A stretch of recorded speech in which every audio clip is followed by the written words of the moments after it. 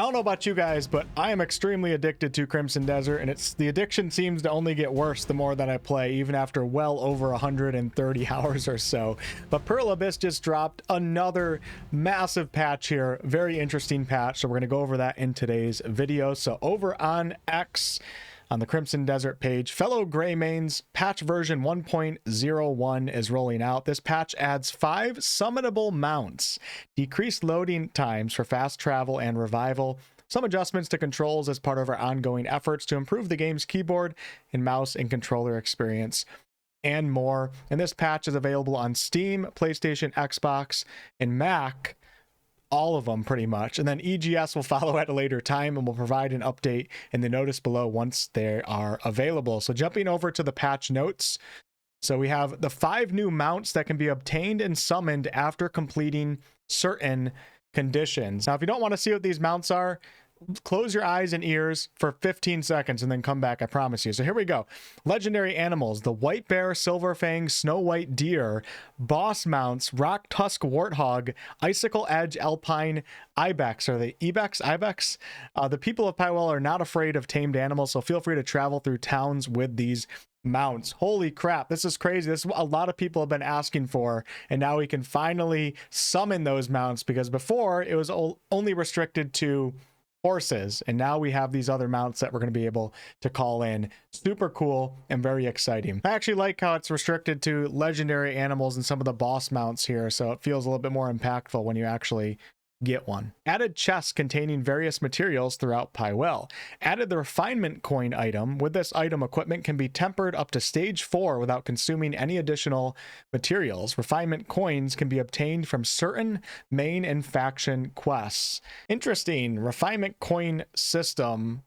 I like the idea of this because it was kind of annoying, leveling up or upgrading multiple items, multiple weapons, etc., and always having to have those materials, going out and farming them, and then the vendors end up not having them because you just bought all their supply. So this is going to be interesting to test out in the game. Added the make now function, which allows food and items to be cooked, crafted immediately in the cooking crafting menu once a recipe is selected, without having to separately select ingredients.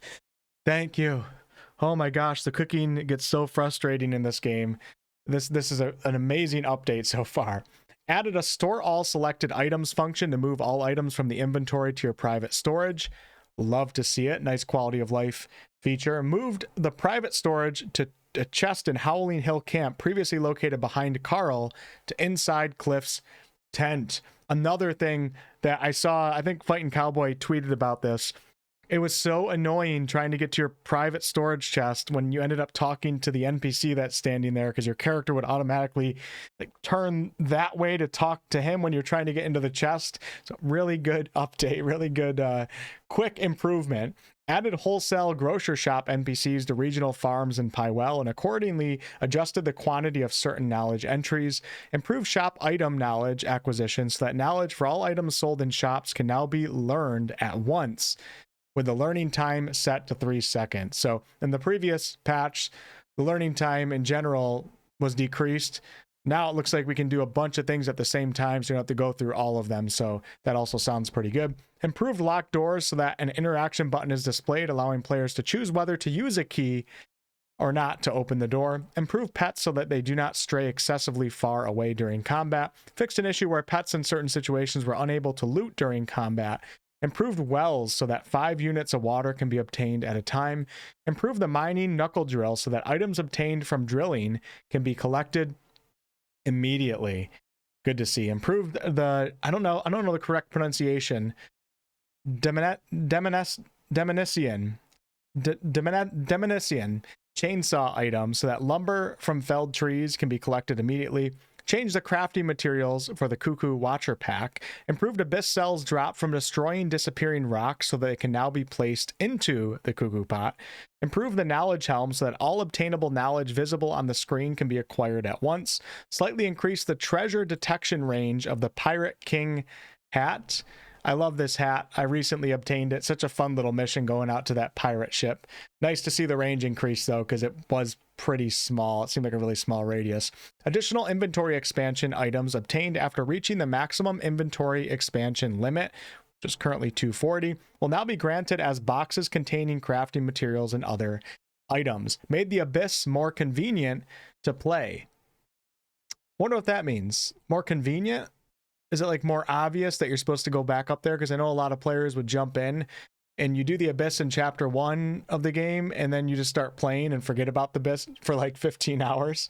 Reduce the chance of pickpockets running into houses while fleeing. Increase the maximum camera distance in photo mode. Added a field of view adjustment feature and a camera shutter sound effect.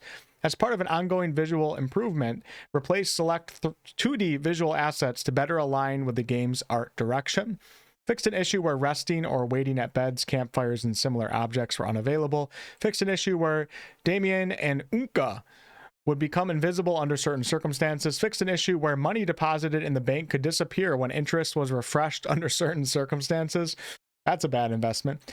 Changed sealable items so that when they become lost, sealable items will become sealed, and items that cannot be sealed are registered as lost items. Improved the system so that leaving out a sealable item and then saving and reloading the game triggers either a sealed or lost item notification. Changed criminal acts to not decrease contribution before an NPC witnesses the act. Cool. I love that. It felt so weird, you know, committing a crime and just instantly losing the contribution. I think this is actually a good change. I'm surprised to see that. Change the functionality of an item. Now, to prevent spoilers, the changes are listed in the drop-down menu below. So I'm going to click on this right now. There'll be a chapter marker in the video, and you can scroll your finger across to get away from the spoiler. 3, 2, 1, boom. Change the functionality of the Master Dues circlet item, and once equipped, pressing the item, use prompt keys will immediately fire projectiles. All right, so now we're on to controls and combat. Improve movement controls for both the player character and horse. Movement speed increases by holding down the running key. Movement speed increases by tapping the running key once. Movement speed for the player character and horse will no longer decrease even if the running key is not held continuously. Cool. So this is definitely, this is making the game more accessible for sure, and I think this is probably good, even though I didn't really mind tapping it. Interesting. Please note that the full sprint state still requires periodic input of the sprint button. Okay, so they still have some engagement there. You have to press it, probably not as rapidly, but you still have to press it if you want that full-on sprint. Improve the usability of flight. Reduced flight stamina consumption. I advocated for this on X, and it seemed like everybody that was part of that post agreed with me, except a very few amount of people that kept saying, oh, the flight requires so much stamina because you're supposed to be excited when you finally get flying mounts end game. And I'm like, well, the entire game, like the 100 hours that people are playing before they even get to the flying mounts, can be a little bit frustrating, because even when you upgrade your stamina to like 10, it feels like you're always falling out of the sky. So I think this is a good change here. I just hope they didn't overdo it, because I do think there's some design decision there, as in you don't want the fly to just be the most amazing thing ever, because then flying mounts will be kind of worthless. I do understand that. Fix the issue where the character briefly stops for a moment before moving with flight. Improve flight so that equipped equipment can be used while flying. Improved an issue where flight would not activate in certain situations. All right, we changed the mechanics of aerial stab because there was an unintended issue that allowed the skill to be used repeatedly in mid-air. Oh shit, I shouldn't have updated. Aerial stab was adjusted so that it can still be used as a fun movement mechanic without disrupting overall game balance. Are they saying we can't repeatedly use it mid-air? I did that so much. I was just doing it like literally 15 minutes ago. Improve the animation for aerial stab. Changed aerial stab so that the stamina required for the skill increases with each consecutive use. Fixed an issue where aerial stab would not activate when Cliff had a different main weapon other than a one-handed sword equipped. This was really, really annoying, and I'm so happy that they fixed that, because I had to put on this crappy one-handed sword on my character at all times just so I could do the aerial stab, because it wouldn't work with like an axe or a mace or the weapons that I actually had leveled up. So that's a nice improvement right there. The stamina requirements for aerial maneuver and aerial swing have been reduced. I think I like this. If they take some of these things too far, like I think it won't be a good thing, but slight improvements for these things I think is a good direction to go. We'll have to test it out in the game though, and hopefully they don't overdo it and make this game just like completely easy in every area. Improve the interaction range to make interacting with NPCs more convenient. Nice improvement. That could be a little bit frustrating, especially when you're a new player. Improve the player character's turning responsiveness during short distance movements. Sounds like a good improvement. For keyboard and mouse, fixed an issue where the blinding flash and spinning slash skills would be interrupted when continuously being inputted under certain conditions. Also for keyboard and mouse, improved so that items can be sold by double-clicking items in shops. Added weak point indicator effects for each element.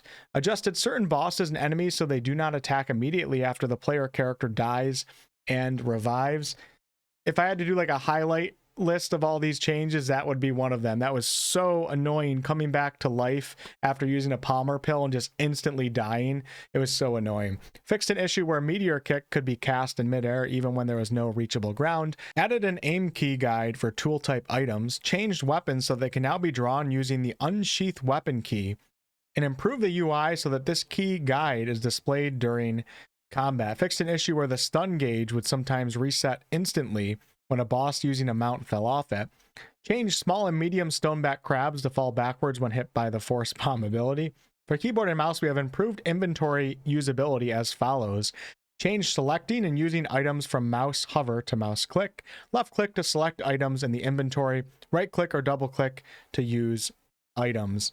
I'm mostly a controller player, so I can't really give much of an opinion on those updates.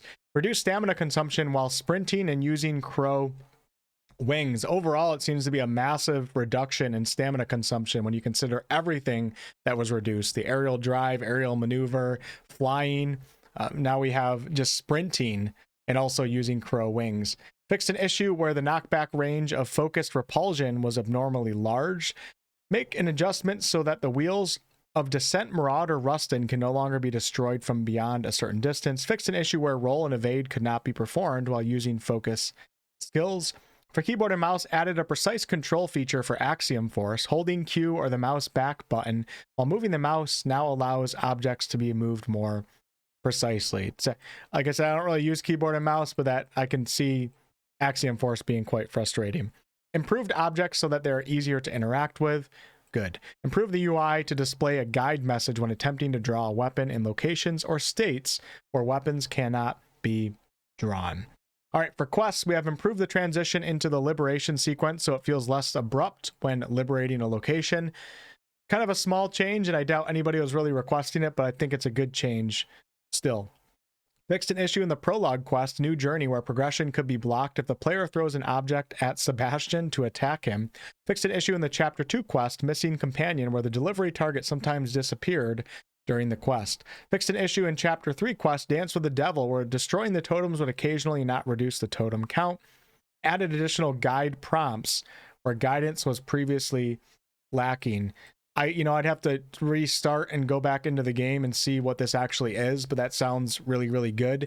We obviously don't want the game to become, Yellow Brick Road, like with everything, with puzzles and everything, but, early foundational skill building for players early on in the game, I think, is really important. I do think the game lacks in certain areas, teaching players what they have at their disposal, because when you come into a new game, you don't know what the game is capable of.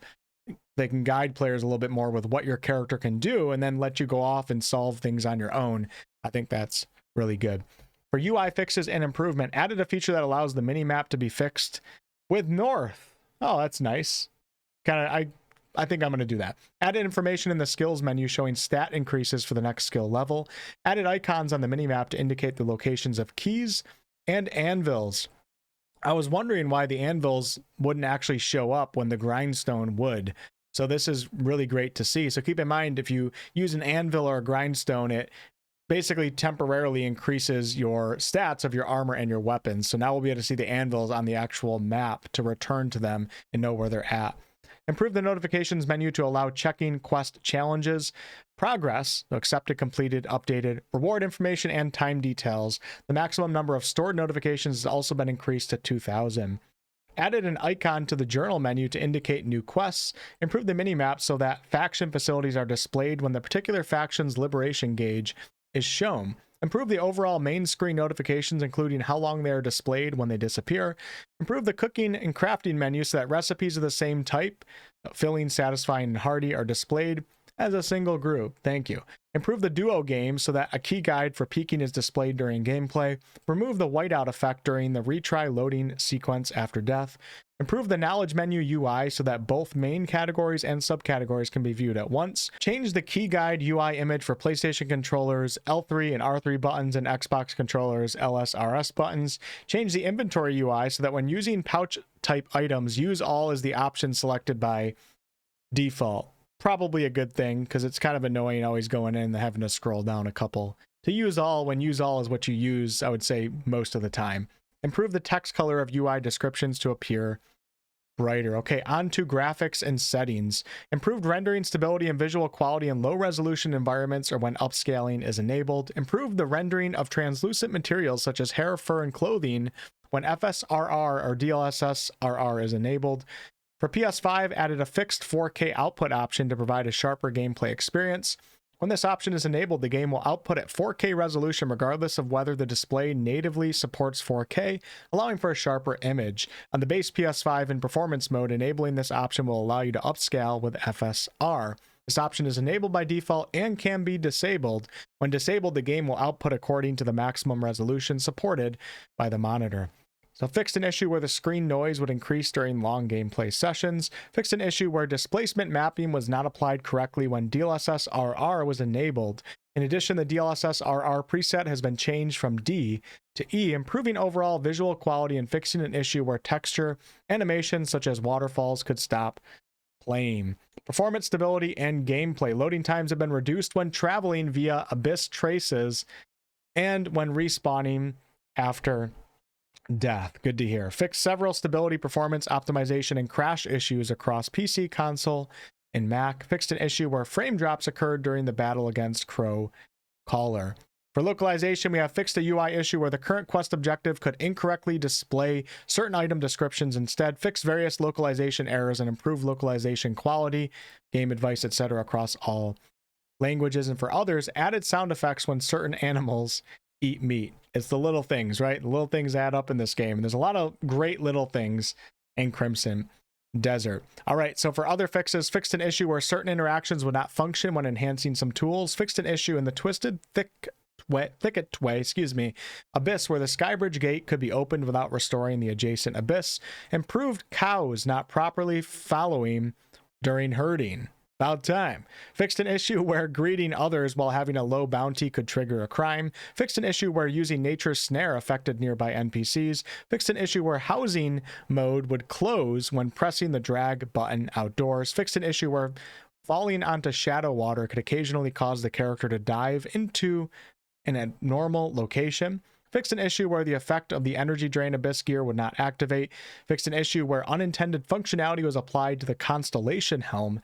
Fixed an issue where movement speed would briefly decrease before initiating gliding. Fixed an issue where items would be put away when changing equipment via quick slot while equipment was already drawn. Fixed an issue where bow aiming was not possible in certain situations.